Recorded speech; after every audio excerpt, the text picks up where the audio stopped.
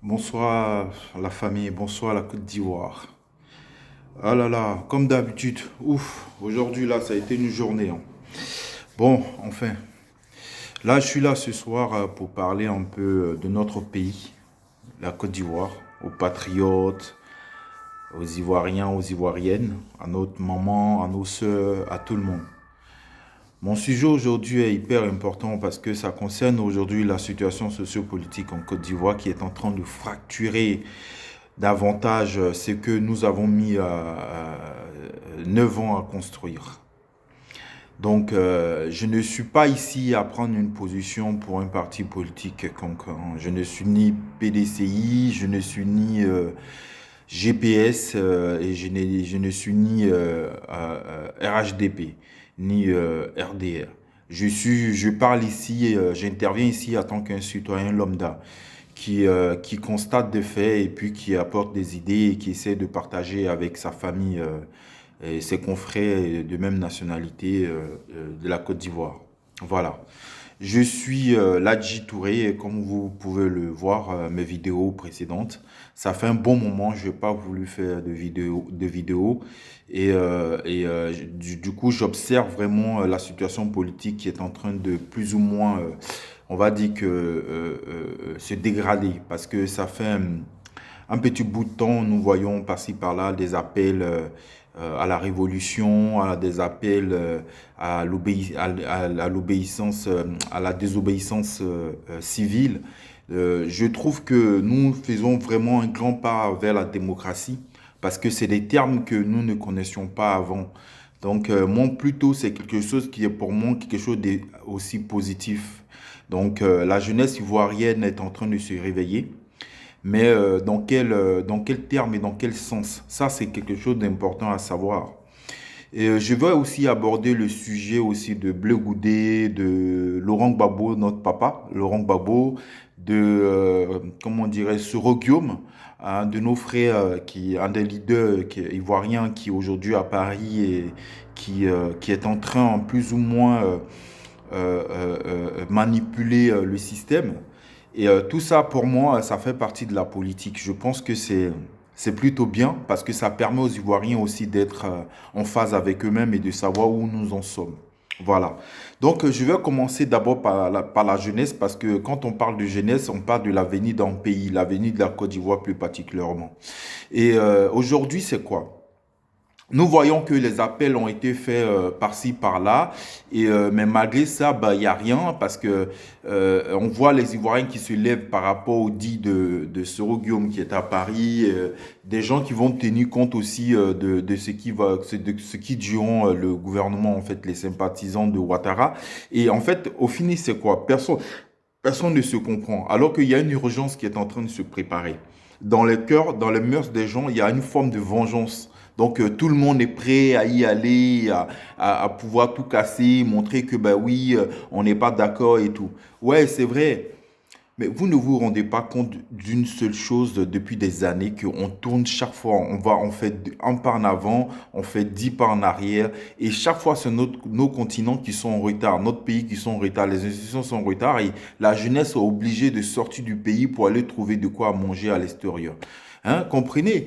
Donc aujourd'hui, moi je ne suis pas contre du fait qu'on fasse la politique, mais la politique où la jeunesse est manipulée, je pense qu'il y a aujourd'hui là, la jeunesse de prendre leurs responsabilités parce que rien n'a changé. Depuis combien d'années on grève, on casse des choses, on revendique, mais celui qui va venir, il y a encore un autre groupe. Parce que ce que vous oubliez, on est tous nombreux. Les gens du RDR ou du RHDP, les gens du PDCI ou du RHDP, ou les gens du FPI, appelé communalement de Gore, on est nombreux. On est nombreux. Donc ça sera toujours une guerre. Ça ne va point finir. Ça ne peut jamais finir. Parce que on est dans un pays où on n'arrive pas à faire la part des choses. C'est quand même important. Le pays est en train de brûler sous nos yeux et il y a des gens qui prennent ça comme des signes de guérilla, alors que ça ne nous arrange pas. Quand on est rentré en guerre, il y avait des familles qui n'arrivaient pas à se nourrir. Vous comprenez? C'est un enjeu quand même qui me semble quand même quelque chose de hyper important. On a tous nos idéologies politiques. On a tous quelque chose à revendiquer. Ça, c'est sûr, c'est une certitude. Mais comment la revendiquer? Est-ce que vous croyez que le fait que Soro Guillaume, par exemple, va s'adresser au PDCI et ils vont se réunir entre eux pour pouvoir déstabiliser un pouvoir, d'accord? Mais cette fois, c'est la jeunesse qui est utilisée en fait de façon indirecte pour faire un coup d'État. Vous ne vous rendez même pas compte de ça. Vous qui parlez de Soro Guillaume et tout, vous vous rendez compte, Soro Guillaume utilise votre haine à vous. Votre haine, la haine du PDCI, parce que le PDCI n'est pas content, parce que Ouattara les a trahis. La haine du FPI, parce que Ouattara, soi-disant, ben, c'est qui disent, qui a mené Laurent Gbagbo à la CPI ou Blé Goudé à la CPI. Mais sont sérieux. Est-ce que vous pensez que c'est comme ça qu'on pourra s'en sortir de vengeance en vengeance? J'ai écouté l'allocution de Blé Goudé qui s'adressait au président de la République, qui parle de paix. Blé Goudé, moi j'aimerais, en tant qu'un jeune Ivoirien, et tu es un grand frère, j'aimerais vraiment te dire ici que ton intervention, ton allocution, ou quand tu t'adressais au président de la République, c'était pas du tout sage. Ça n'a pas été sage. De vouloir parler de cette manière, on dira peut-être que je veux défendre le Ouattara, alors que je veux essayer tout simplement ici de montrer que aujourd'hui, Blé Goudé représente une jeunesse forte. Blé Goudé, tu as beaucoup d'avenir. Concernant Ouattara ou Laurent Gbagbo, c'est pas compliqué, ils n'ont que des souvenirs. Nous, aujourd'hui, nous sommes une jeunesse. Nous comptions sur toi ou sur vous, si je peux me permettre, parce qu'on ne se connaît pas, c'est Blé Goudé. Monsieur Charles Blé Goudé, je vous fais un appel. Revoyez votre politique. Vous avez tout à gagner en Côte d'Ivoire. Aujourd'hui, vous regardez en face, ben j'espère que vous le savez, parce que je n'ai pas besoin de vous dire, Soro Guillaume n'aura aucun pouvoir en Côte d'Ivoire. Vous êtes aujourd'hui le jeune sur lequel la jeunesse ivoirienne peut se baser. Mettez-vous au-dessus de ces discours. Vous avez beaucoup à gagner. Je suis Ladi Touré, je vais vous le dire. Je vois votre avenir. Au début, j'étais sceptique, mais je vous vois venir. Vous avez une force, mais votre force, utilisez-la de façon humble. Quoi qu'il en soit, gardez votre calme et gardez votre charisme. Ne cherchez pas à... Parce que tout est sur un plateau. Il vous suffit juste de savoir marcher et aller la récupérer sans pouvoir faire de dégâts. Parce que tout ce que vous feriez dans l'arène politique aujourd'hui va compter énormément demain au vu du monde qui va vous suivre. Vous devriez, c'est-à-dire, même tout en restant dans l'idéologie de rester avec Laurent Gbagbo, mais ayez une stratégie de paix, comme vous le faites, mais faites-le davantage. Parce que la Côte d'Ivoire a besoin aujourd'hui d'un représentant futur. Et je pense que vous avez un grand rôle à jouer en Côte d'Ivoire.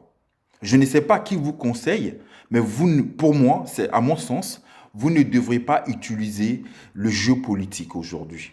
Parce que la jeunesse, elle est désemparée. Que ce soit la jeunesse du FPI, que ce soit la jeunesse du PDCI, que ce soit la jeunesse du RHDP, peu importe les partis politiques, aujourd'hui, les Ivoiriens ne savent pas, la jeunesse ivoirienne ne savent pas qui dit la vérité. Ils sont tous mélangés.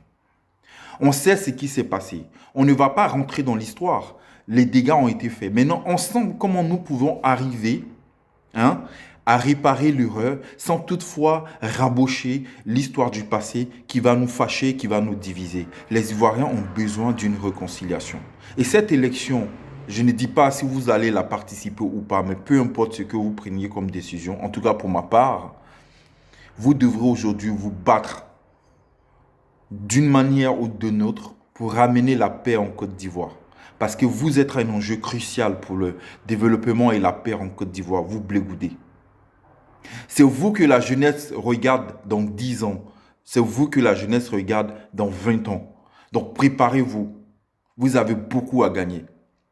Aujourd'hui, Soro Guillaume, il a juste un combat. Ça se voit qu'il n'est pas ambitieux parce qu'il est en train de combattre juste un parti politique, mais il a oublié son avenir. Il est tellement pressé d'entrer dans l'arène politique ivoirienne qu'il a oublié où il se trouve. Je pense que son GPS est en train de se planter.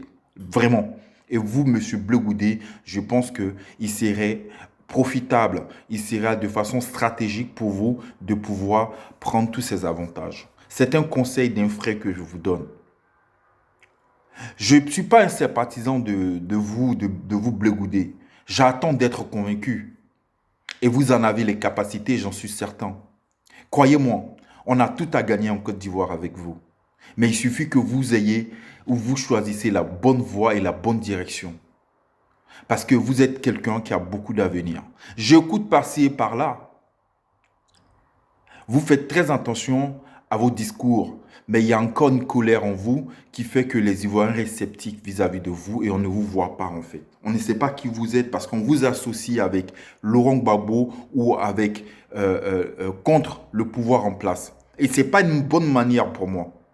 Pour moi, la meilleure manière que vous devriez utiliser, c'est qu'on puisse vous voir avec votre idéologie à vous, sorti de cette histoire de l'université de Cocody, la FESI comme on a tous connu, qui était une histoire, je dirais, de violence, en fait, qui aujourd'hui vous suit, ainsi que ce Roguium aujourd'hui. Mais vous, Blé vous avez beaucoup à gagner.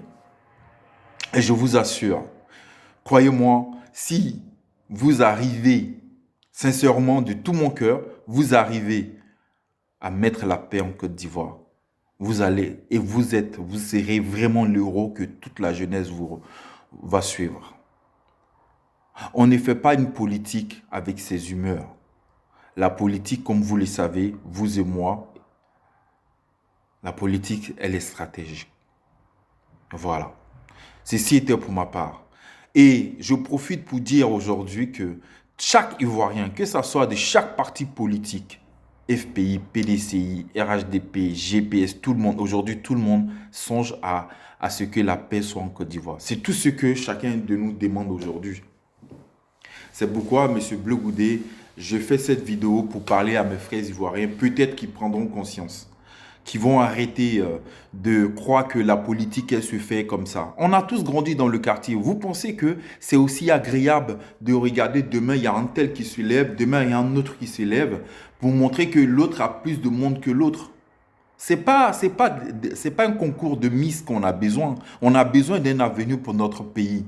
Et j'aimerais que franchement, tous les sympathisants des partis politiques, la jeunesse et les présidents des partis politiques puissent en fait penser à ça. La stratégie qui a été adoptée d'ores et déjà, pour moi, est une stratégie bien parce que ça prouve que déjà qu'il y a du répondant face au pouvoir actuel et je pense que c'est pas un pouvoir qui va s'asseoir et regarder, qui va répliquer de façon aussi stratégique. Mais nous sommes au milieu de tout ça, nous la jeunesse. Nous sommes utilisés en fonction de nos intentions. Les gens du RHDP vont s'élever pour dire c'est eux qui ont raison. Les gens du PDCI vont dire que c'est eux qui ont raison. Bon, supposons que Ouattara quitte là. La place sera libre. Mais que ferions les autres pour pouvoir atteindre cette place? C'est ça la dangerosité qui est là.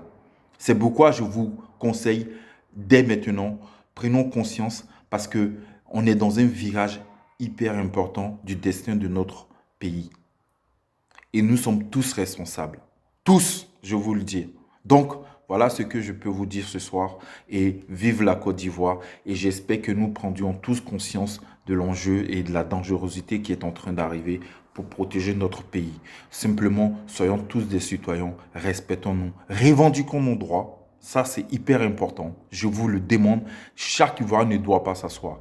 On doit revendiquer nos droits, mais ne nous faisons pas manipuler par la frustration, par notre propre frustration et par les hommes politiques qui vont utiliser notre frustration pour nous manipuler. C'est tout ce que je demande à la jeunesse ivoirienne. Je vous souhaite beaucoup de courage. Je nous souhaite beaucoup de chance pour la Côte d'Ivoire et pour les années à venir.